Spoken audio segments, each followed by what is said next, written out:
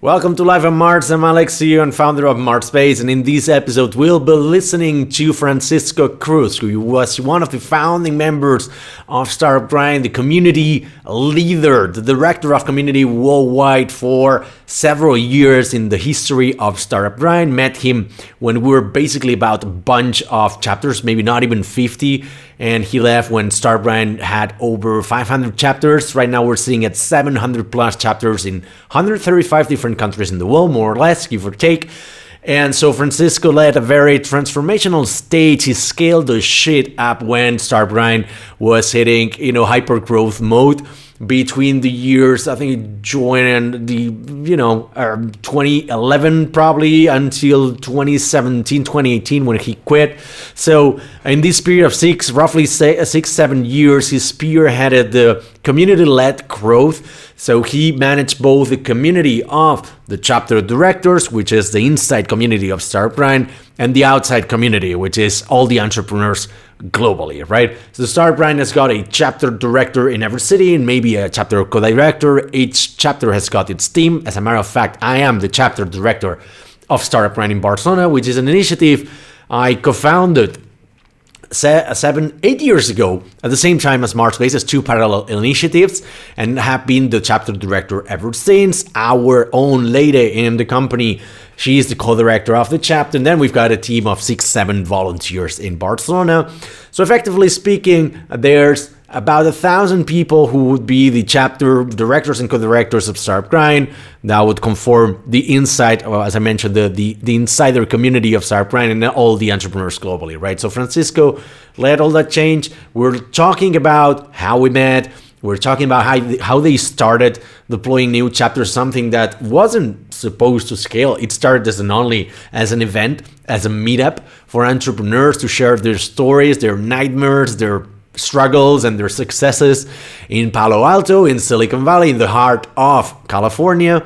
And then how this started replicating all throughout the United States, first in Los Angeles, I think it was New York was next, and eventually jumped overseas to go to Australia, and then started replicating. We're chapter 50, 60 something, if I remember correctly, in Barcelona. Right now, as I mentioned, we're well over the 700 chapters. So we've been here for the long ride, right? For a year or two, we also hosted and co-hosted the chapter in Andorra with our good friend Fran Martinez. But to be more direct about what we'll be talking about today, don't want to hold you much longer. We'll be talking about how to start community, what tools to use, how to build your first MVP, for your first internal tools to kind of help manage this, because Startup Grind started based on a kind of like a Frankenstein built on WordPress, and then they eventually built something bespoke that turned out to be another company, Vevi. As a matter of fact, and for the full disclosure, I'm an investor in the company. Vevi is the software platform that we use all the chapters in the world to host our events, to contact our community, to sell tickets, to check people in the events and conferences and whatnot.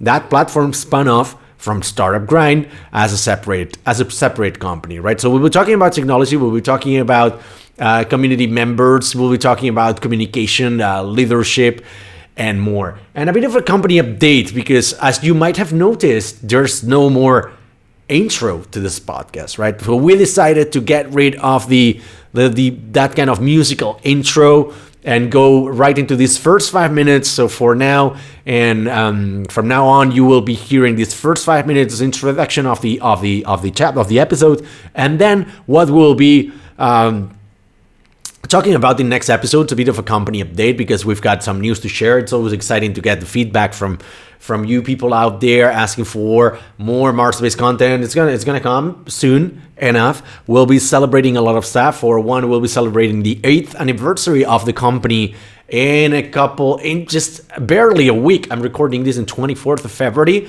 The company turns 8 years old in March 7th. We will be celebrating also our first get-together after the outbreak of the pandemic in April 1st. We'll be celebrating also that we are going back to the previous venue where we used to host events prior to the outbreak of the pandemic, to Movistar Center. All of our Startup Grind events are going to be happening there from now on. Well, and we also are celebrating right now. So today we have released to production one of our biggest projects so far, probably the most challenging project we've ever done in the company.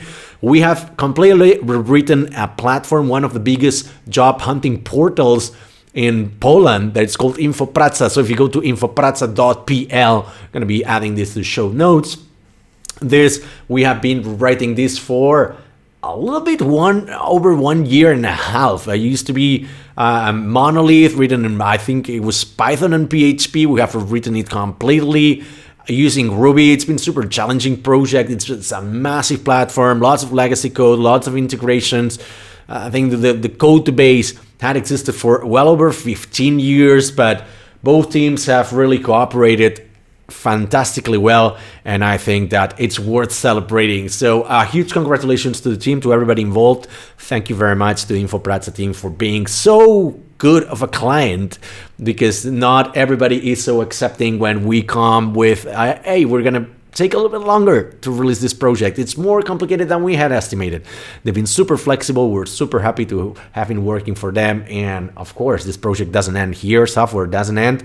So we look forward to continuing working with them in the future. I think that's pretty much everything from my side for today. I've exceeded a little bit these 5 minutes that I wanted to do only, but I'll get better over time. So without further ado, let's jump right into this episode. Let's go.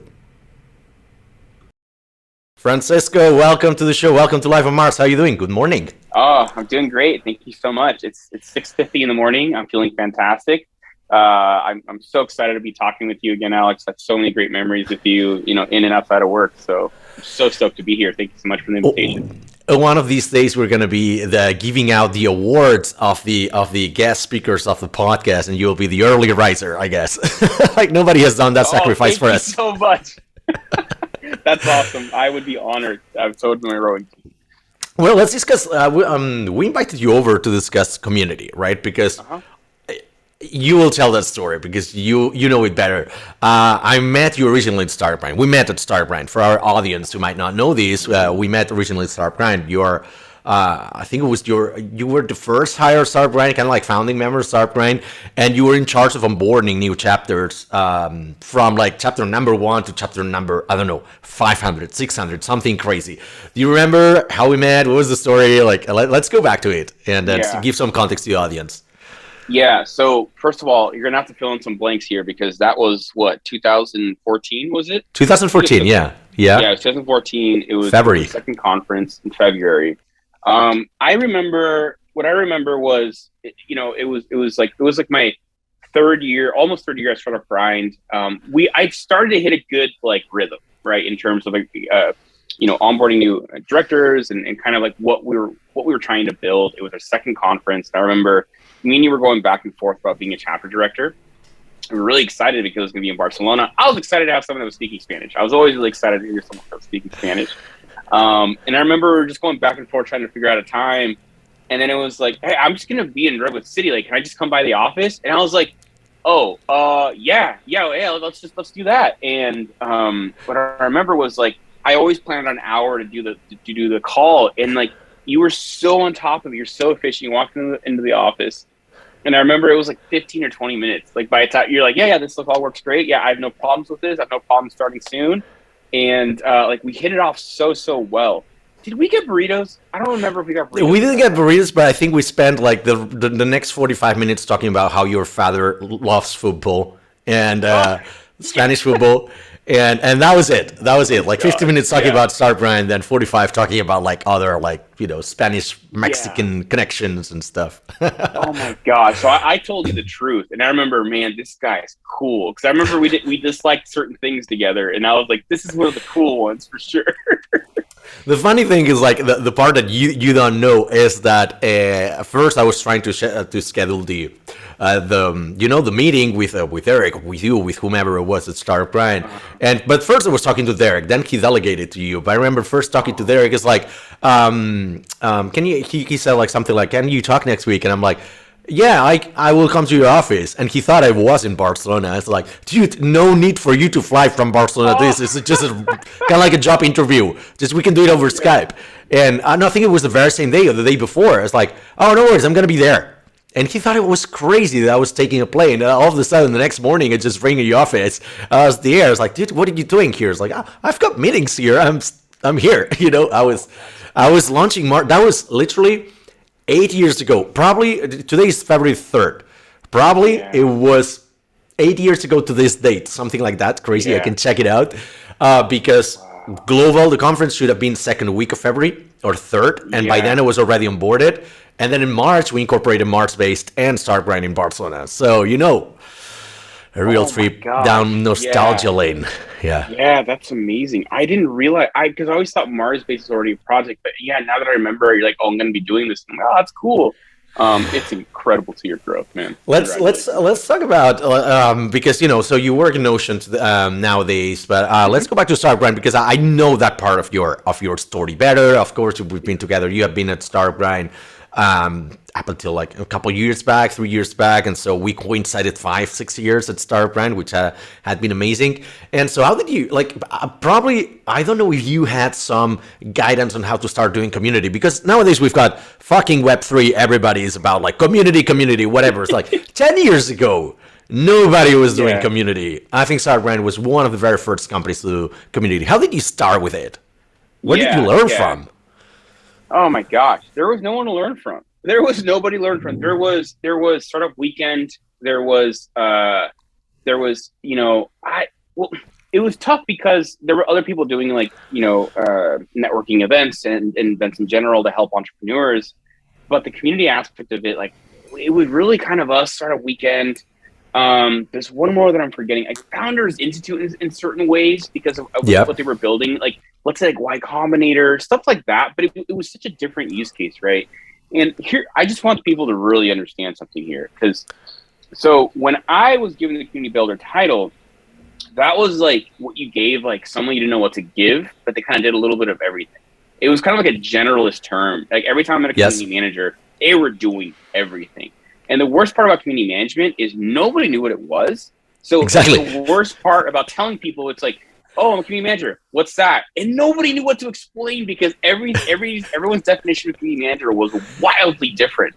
And it's been so interesting to like see where it has become now, where it's like a community builder does not do social media, right? And back then, oh, trust me, that was totally part of the job description. Posting cat gifs and things like that, like funny gifs on social media. Yeah. Oh, for sure. So it's changed. It's come a very, very long way. It's been incredible to see it. But back then, it really was.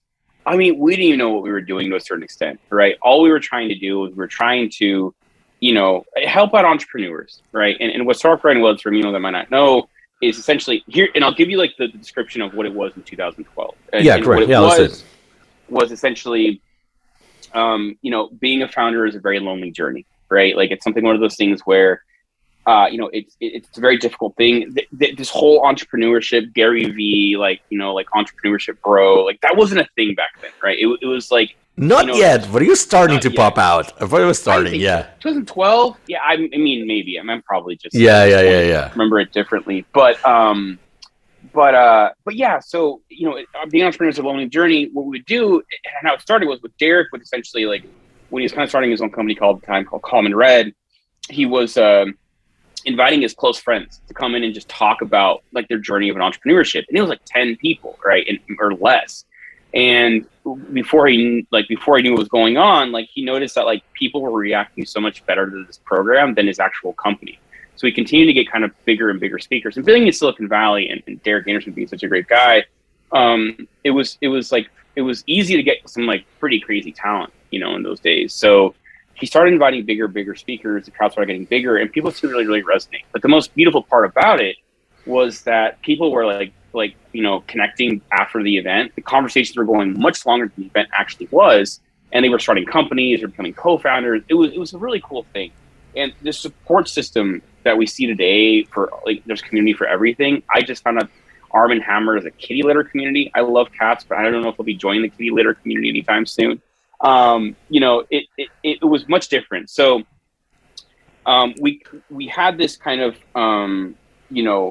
basic model And then someone from Los Angeles came to an event and he's like, oh my gosh, we need this in LA. Like, we have to have this in LA. And begged Derek, like, hey, can I do this in LA? And he's like, why would you want to do this in LA? It's like, in LA, there's everything, dude. Like, why do you want this? This was an amateur event. Like, it was starting out only. No, yeah. And he ended up, and he was like, okay, yeah, sure, go ahead, do it. There was no template. There was no like resource. Like, yeah, go for it. Let me know how it goes. And then like, it's always like, he actually did it. And then it was just like, wait a second, maybe there's something here. Because then people from New York started saying the same thing and different chapters. So, that's what it was initially. It was just a way to kind of learn from other entrepreneurs and kind of network afterwards. What it ended up becoming was we started having all these directors who wanted to run these chapters as well. And when I joined Startup Grind, I think we were in like, it was like publicly, it was like 22 chapters, but like internally it was like, I don't know, like 18, 19 chapters, Yeah. Essentially when I came on board, all I was doing was just like helping them set up their HTML accounts, right? Because we had to do it through Meetup and had to design everything on the back end for HTML and just get all of like the different pieces together, put it on the Eventbrite, put it in the Meetup, get an email template out. And that was kind of what I was doing. And that was not automated, like, because you probably came back like in 2011, something like that. So 2 years before I joined, or 3 years before I joined. When I joined, there were already there was a WordPress, there was some like automated tools, but you probably either created those or like helped to design all of these systems in place, because at the beginning probably was a very manual thing, right? Oh yeah, super, super manual. Literally every time someone had an event, let me give you the full process of publishing an event. So you think you have an event ready, they would email Derek and CC me in it, like, hey, I think I'm going to have an event on this date at this location, and I think this is what I'm going to be doing. And then that meant, okay, great, Francisco, let's go. And then what I would do is I would create a Meetup page, paste the HTML with all the details they sent me, create an Eventbrite page if they had one, and then create like a basic email template. And this is completely manual for every chapter. So I would go around making these things, and then I would send them a copy, like, hey, your event is up, and I'd give them some sort of admin access, and then they could change things. But most of the time, they didn't know what HTML, they didn't know too much HTML, so they'd screw something up, and I have to go in there and figure out, I didn't know what I was doing, and I was basically just like, wait, what's the difference between this template and the template they messed up? And they kind of just went by and immediately did it. So for a while, it was me just manually creating these things one by one. And I mean, how do you not create community that way? You're constantly on these email threads and Skype calls trying to fix things with these people. And like, in between calls, you're just like, oh, so yeah, how's your kid's soccer tournament? We were talking about that last time. And you create these relationships over HTML, edits and everything else in between. And I think, over time, it was like, we become a lot more formal about the process. And like, we began to use this tool called Basecamp. I mean, it's still around. Yeah. Back then, it was much more prevalent. I remember. We live on Basecamp. And it was just a way to organize like different groups. So back then it was chapters in our case. And like, and then I was like, oh, great. We have this place where we have all these groups. Let's put announcements, let's make sure to engage with them. And by then Derek had already done some of that lightly. And like people would collaborate on ideas and everything else. And I think for us, that was kind of like the birth of the community. There are two things. I mean, you've raised so many interesting topics, but one of them is that you sort of created two communities, right? At the very beginning, of course, there's no audience to build a community to. But your first community was the chapter directors, because for the audience who might not know this, Startup Grind is kind of like a franchise. So basically, every city gets a chapter, every university gets a chapter, and we pay a fee to kind of like to belong to this, like a percentage of what we make in revenue, right? So your first community was actually the people at Startup Grind, so kind of like the company, and then in turn, Startup Grind built the second community, which is the worldwide community of entrepreneurs globally and whatnot, right? But it's very interesting. I think not many companies get community right, because, and I think we do at Startup Grind, we get it more like righter, if you will, is that we have to build community inside the company and outside the company. So that's two communities, right? And we started by doing this. And the second one is the tooling, right? It's so different from what we had back then, what we have now. But the fact that you have to kind of like grind it out month in, month out, collaborate with everybody, it seemed like your profile was a mix of kind of like customer success plus growth hacker plus, I don't know, help desk, things like that. It was kind of like a mix of everything. But everybody, like what I remember, and it still rings true nowadays, like there's the legend of Francisco in Startup Grind. Like everybody knows, oh, that was done by Francisco. You remember this was done by Francisco. So, oh, these designs are like Francisco's. So like everybody had like the reference of this person, right? So I think that by having everything centralized, and I think it's fundamental to building community is having one person that is respected by everybody. And I think you are excellently respected by everybody in Starbrand. The second is somebody who can build stuff and ship and deliver, right? And I remember that, it's kind of like you have to, as a community builder, you have to embody the values of the community, right? And how that is so important to building community, because you can talk the talk, but then if you don't walk it, it all goes to hell, right? Yeah. So how do you think like the tools help you? How did your profile evolve over time? Because over time you adopted more technology, right? Let's talk a little bit about the technology that you adopted there. Yeah, I mean, so it was tough. Luckily, well, we had this amazing, our CTO Joel Fernandez did it all, and it was so. I mean, I think at the time it wasn't called Upwork. I mean, now they acquired the company. It was but basically freelancer.com, wasn't it? No, something like that. It was it was a company in between. It was like it wasn't. No, 99 Designs. Was it 99 Designs? 99 Designs. Oh 99 Designs. Yeah. Yeah, we even had a commercial. But yeah. So we Derek Anderson met Joel at 399 Designs, and they worked on Common Red together. And it's such a funny story because it was just like they were just working so much together. Like, hey, let's take this. Let's just work more together. And they connected. And he always tells me the story of how like he flew out Joel like beforehand to like work on certain stuff together for the first time. Yeah. And he's like, I don't know who this person was. Like my wife's like, why are we flying out this guy from Portugal? Like it's like, well, we really need this, entrepreneur. And they worked together on so many projects, and we were so fortunate to have him because he basically like he saw what I was going through. Right? You can't sustain like Francisco like help desk running 3 different platforms for every chapter. Once you're like getting into 50. So like quickly we realized that like we need to do something about this. And Joel was so talented. He basically created like this entire workflow through WordPress that then would kind of spit out these events into Meetup and into different platforms. And I'll be honest with you, man. This was like 2013, I want to say, or mid 2013. I was no code back then. There was no code. No, it was all code. Only code. There was only code. Those Zapier. Like there was Typeform, but there was Typeform, and you guys thought that Typeform was an American company, and I was like, no, dude, it's a company from Barcelona. People in America were so obsessed about Typeform being from California. It's like, no. We wanted to claim it, we're so used to it. But yeah, no, the thing is like, why I brought this up is because one thing I think we got right, you guys got right at Startup Grind is like building processes and workflows when they became extremely painful. Like there was never a case of over-engineering.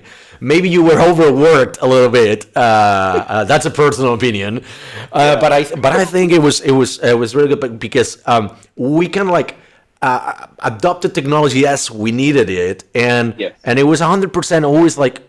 Most of the time it was like bespoke technology. So that thing's like, it's technology that cannot be utilized anywhere else, but it was good for Starbrand. And so how many chapters, just to give some perspective to the audience, like how many chapters did you onboard? How many people did you interview at Starbrand? Just to give some crazy numbers. Yeah. So I remember I joined there with 22. Derek had me listening in on calls up until about like 55.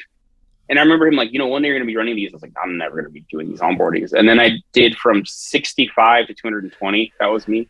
Wow. So it was quite the onboarding. But back then, you got to remember, right? Those were like we're Kobe. We're LeBron James of the game because we were onboarding so many people, and you get to meet so many different profiles. You get to understand how certain people work to a certain extent. And you never know who you're going to get, right? You don't know if the guy who's flying up from Barcelona is going to stick around for 8 years. You can't predict that, right? Or like, sometimes you get a profile that was perfect. We never got a first event, right? Yeah, I know. So like, you learned a lot along the way and the different kind of community builders. I will say this. One thing that was so core to Startup Grind was finding people that were genuinely passionate about building community. It is so important to have your values and your culture set from the get-go, because that changes everything. And it's the entire difference between, like begging and pleading to get this community up and going, kind of figuring it out as you go along the way. It can be dangerous. But when you have a core set of values, it attracts the right people. It gives you an anchor to like what you need to build out, what you need to focus on.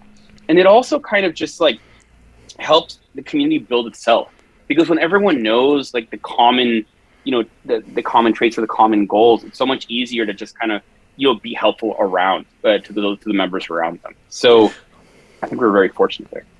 Spot on. Like I've had almost the same team at Starbrand Barcelona for 8 years, and it's because we're aligned in the passion and what we're building here and the values of Starbrand. So I think that is I'm absolutely 100% agreeing with you on that point. But that Starbrand starts growing, and all of a sudden you've got a second community. As I said, we had the community of the chapter directors and people working at Starbrand, which initially was like about 30, 50, 60, 100 people, and then all of a sudden Starbrand starts getting popular. Partnership with Google for startups, back then Google for entrepreneurs, and boom, explosion around the globe.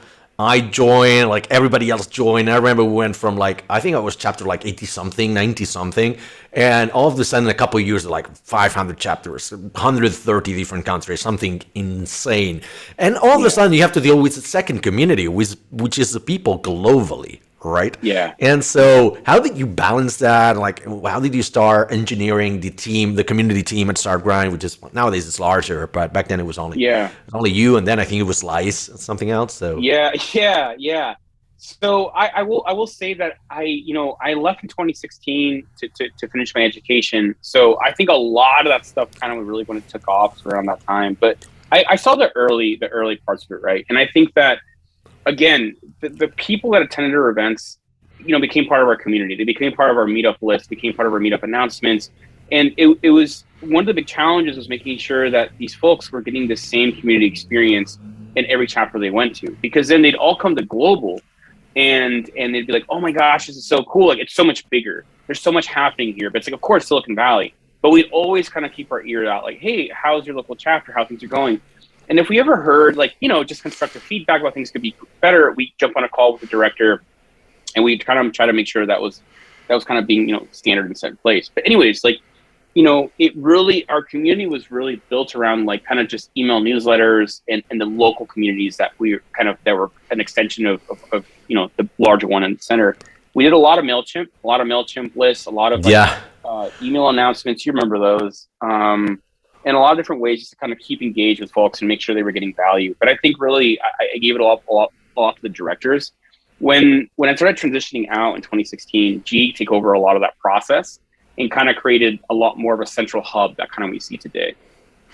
What is the role of, because one of the things I in my opinion, building community is not only about online interaction. Right. The fact that we organize offline events and monthly events in Starbrand, conferences, the global conference you mentioned in Redwood City, California, then some regional conferences in Mexico, London, Barcelona, whatnot.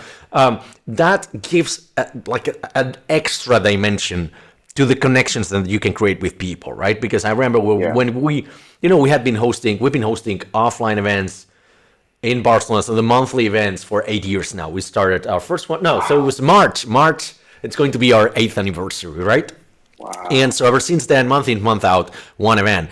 And Derek has a very good saying, I always quote him on that. It's events that happen sporadically are just events, conferences, fair trades, meetups. But events that happen every month are communities, right? And I was that sounds about right. And so I've always people who know me are every fucking month you've been doing an event for 8 years. We didn't even stop during the pandemic, And so it's why do you do that? It's because if you break the chain, it's easier to kind of slack off. If you never break it, it's much easier to continue. So my point being, the fact that we meet every month, people come make friendships and they're buying the ticket to the event. irrespective of who the next speaker is. Sometimes we sell out without announcing the speaker. People are like, I'm going to go to this meetup because I know there's beer and food. And it's most likely going to be a great speaker, right? And so the interaction of meeting people in real life, in the flesh, kind of like compensates the remoteness. And some companies are still doing only remote community, like online community. I'm like, it's not complete. Yeah. So we're very biased in that. I remember like people would always come to us like, hey, download our app and this will help your community like interact and network. We're like, no, we don't want to hear it, don't care, we don't want to do it.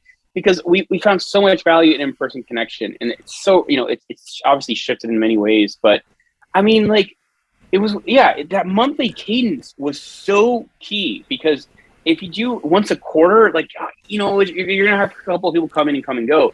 And I remember like the last 3 years I was a startup grind, especially the last two, we ran into an issue where people, like, we'd sell out an event, we'd sell the tickets, they weren't free tickets, and then like 80%, 70% would show up. And we couldn't figure out what the problem was. What are we doing wrong? And it was just literally people, like, I started emailing people, like, hey man, why don't you come out? Or, hey, Stacey, I haven't seen you around. And it was like, oh, I just buy a ticket no matter what. I don't really care who's speaking. I just like going, and I got caught up with work. And like, what an amazing compliment, right? I mean, it was logistically, it was an issue, but it was amazing we got to that point, and really a testament to kind of literally building that community. People really wanted to come and just go connect with people, talk to people. You're grinding it out of your startup all day, and this is like kind of a good break. Another big thing that I didn't understand at the time, but now I really, really value, were the holiday parties. The holiday parties were huge because it was a massive free event. It was, and the way it started was like, Derek was just like, man, I really miss the holiday parties at EA. He used to work at Electronic Arts. And I was like, yeah, whatever that means. Like, cool. Like, yeah.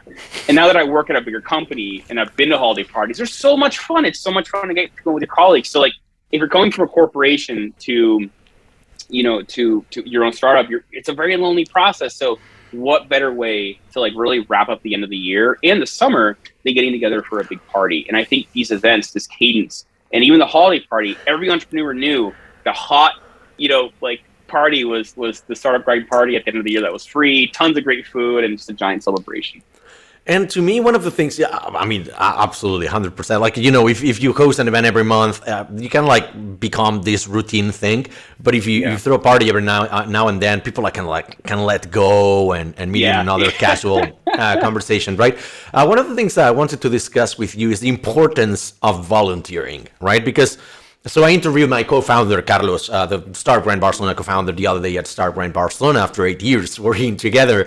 And prior to Startup Grind Barcelona, we had co-founded an association for exchange students in the university. So we had volunteered for 5+ years. I don't know, I think it was like 7 years and in the association. So that's why I think it made us successful in Startup Grind and other stuff. Yeah. And I've seen that the other people in our team have been volunteers at other initiatives and associations and NGOs and whatnot, right?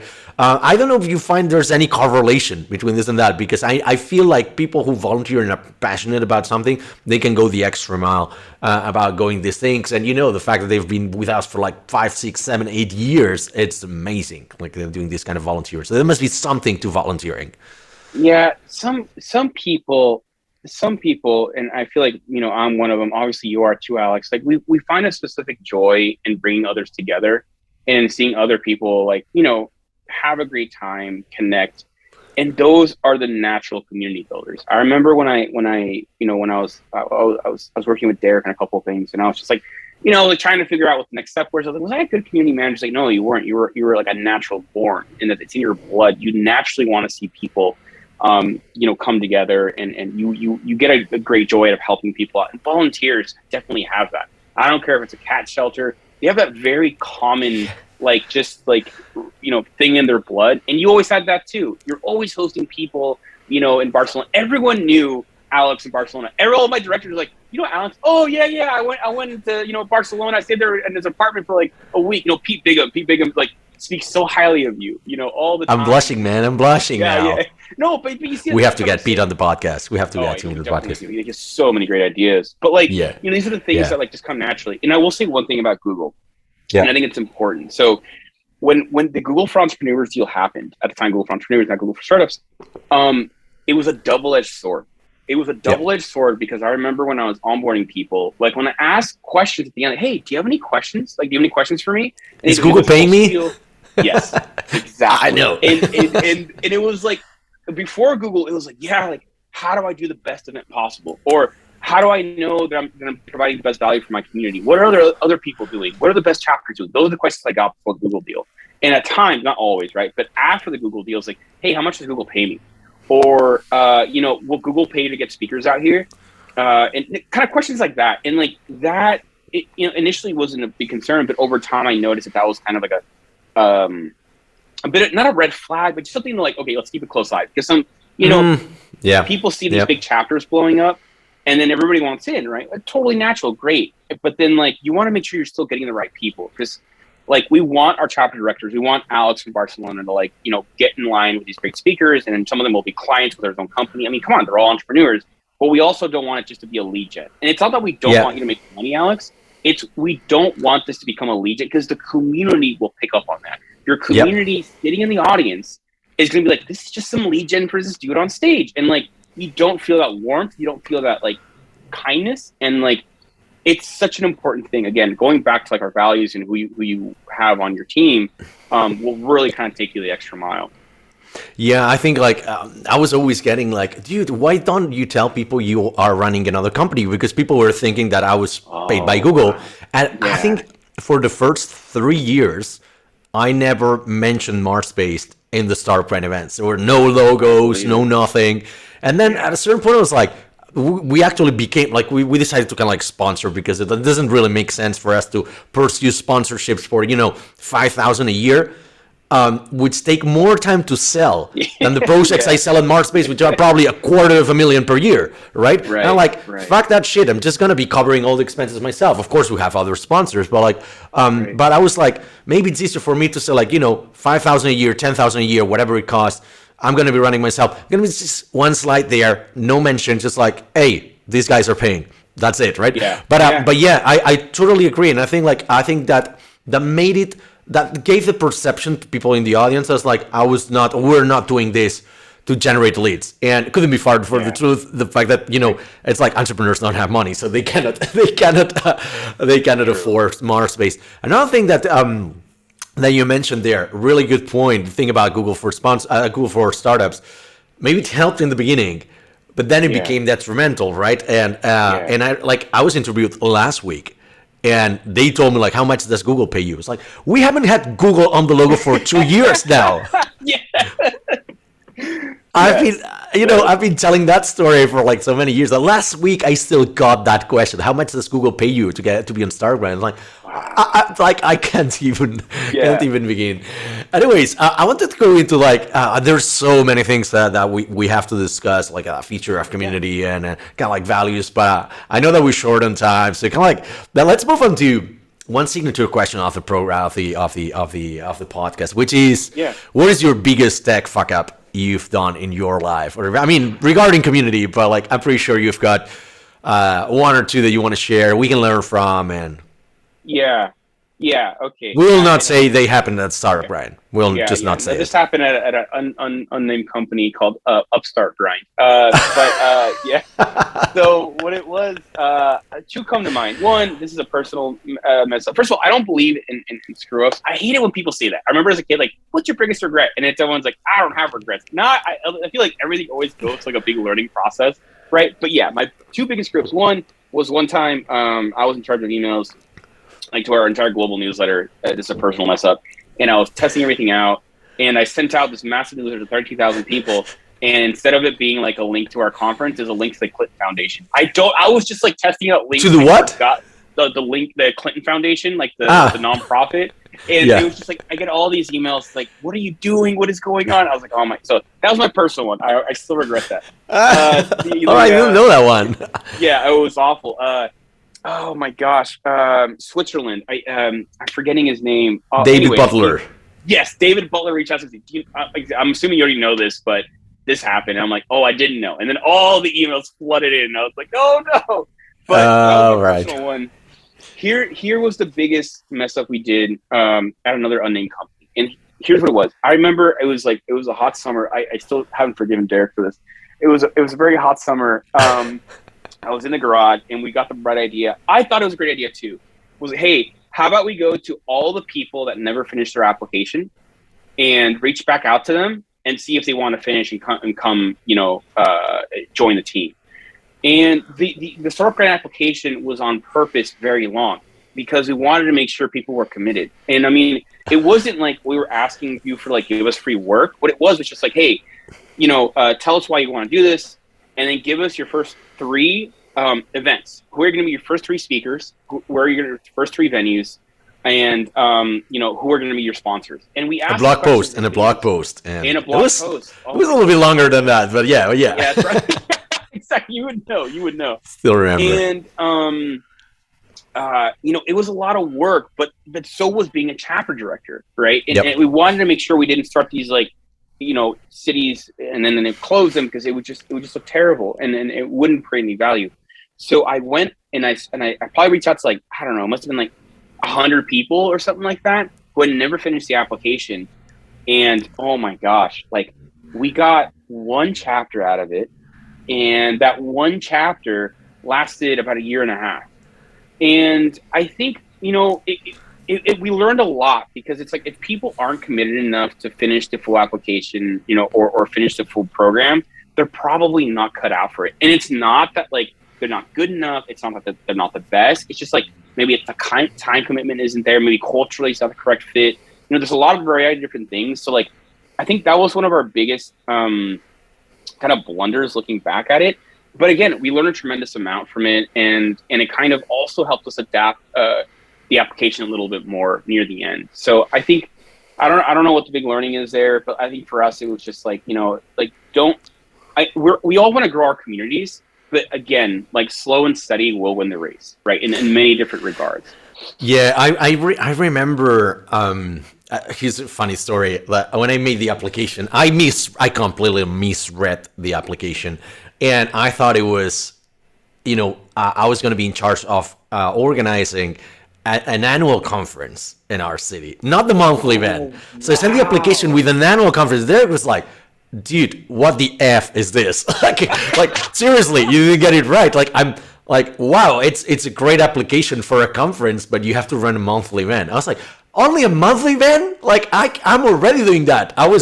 We were hosting an event here in Barcelona called the Startup Circle, which was 20, 25 people every 15 days in Barcelona. So it was I'm already doing this. Give me the chapter. It's going to be a walk in the park. Yeah. And it worked. But, I remember really, really funny times. And one of the things I think brought people the most together, right? It was the conference, bringing the value of having the best speakers in the valley. But the best speakers, maybe not in the world, because you don't fly speakers from every country of the world. But my first conference, I remember there were the founders of YouTube, LinkedIn. There was fucking MC Hammer. There was some really crazy people Dave McClure and I don't even know. I can't even name all of them. But I was wow. And every year you think no, the lineup cannot be top. Every year gets better, right? And the sheer amount of people and the quality that we're bringing to conference, that's where the magic happens. So what's your biggest takeaways from conference and kind of we'll be wrapping it up? Yeah. Because it's a different skill set. I think we can cover that in separate episodes, but I think it's a different skill set. Organizing conferences, all of a sudden you your event grows big and people think it's a monthly event and it's just 2 days. It's a little bit longer. No. It's a whole we learned that the hard way many times over. I think a couple of things. It is so important, and this is something that I carry with me wherever I go. It is so important to try and meet in person. It is so important. And this happens at any sports game. This happens at any movie, right? When you go see Spider-Man, when you go see Star Wars, the feeling you get of being in a room full of other nerds, entrepreneurs, sports fans, whatever, it's infectious. And it carries on for a year, right? The Super Bowl, whatever it may be, or the Star Wars film. I remember I was a Star Wars fan. I went to go see Star Wars 7 or whatever it was. And I remember just being in that room with a bunch of nerds dressed up with lightsabers. It was amazing. And I ended up watching all the films because of that experience, right? It's the same thing with Startup Grind. Like, oh my gosh, like the energy, like, so I know this is going to sound terrible. The conference was cool. It was very stressful. Like everyone was like, the conference is like my highlight of the year. For me, it wasn't. The highlight of the year was the director day. That was the highlight of the year. And for people who don't know, director day is essentially all the directors from around the world fly out. And of course, we were strapped for money as well. So like we try to make it as easy as possible by getting good deals on hotels. The first year, people were staying at like other friends' spare bedrooms, and we were like trying to like get everyone. I did that.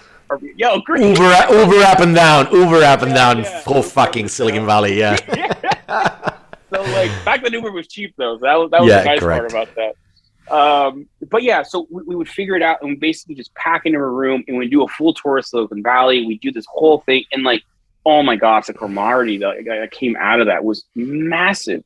And these conferences are such an amazing time to like get together with the people that helped you build this entire thing and really just, enjoy the moment, celebrate it, and just have a great time. And like we spend the whole day traveling around Silicon Valley.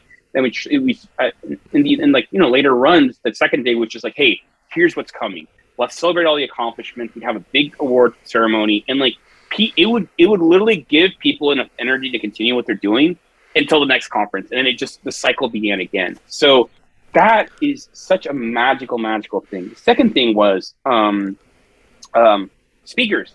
People are always like, how did you get to such amazing speakers? How did you do it? That's impossible. We asked nicely. And people always laugh when we say that. No, but we genuinely, that's all we did. We go to Àlex, let's say for example, hey Àlex, like I'm such a big fan of MarsBased. I think you're doing an amazing job. Like you're one of the first companies that like did a remote when remote was kind of weird. And, we'd love to kind of learn about, what you've done in your journey and how remote work has changed over time. All we need is 1 hour of your time. The first 45 minutes will be, just a fireside chat, and the last 15 minutes will be Q&A from the audience. And after that, we can wrap it up. We made it as easy as humanly possible for them to say yes, and we were as kind as we could. And it really worked most of the time. I mean, you saw the kind of speakers we had. So be nice to people, be kind, and be respectful of their time. Be very, very respectful of your speakers, because that'll help them return. I will have to be very respectful of your time because we're running out of time, but there's 30 seconds. I just asked for 30 seconds. Sure. 30 seconds. How can we help you and how we can help Notion? Okay, y'all. So you see this is really important. This right here is such an important part of it. And it was something that we went to all of our speakers, all of our chapter directors.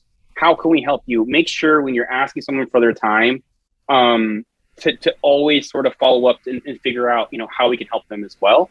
I think it's such an important thing. And again, people really pick up on that. And it's something that like they remember forever. We've had calls from speakers. They'd call us back. And I remember, I'll never forget it. One of our venture capitalists, big one, you've all heard of him, called us. We didn't pick up the phone because we were cleaning up after the event was over.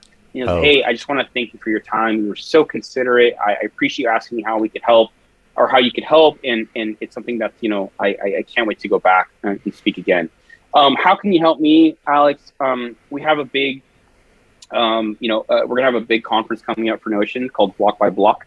And registration is free, and we'll be coming out with a lot of new, very interesting features and kind of new announcements. So if you're interested in Notion, if you like using Notion, it's a great time to kind of jump in and check out what's coming out new. I'm building a couple of surprises of moments of delight in it. So I'm having little bumpers and little activities at the end. So it should be a great time. But other than that, I just want to thank you for having me here and having me on your show.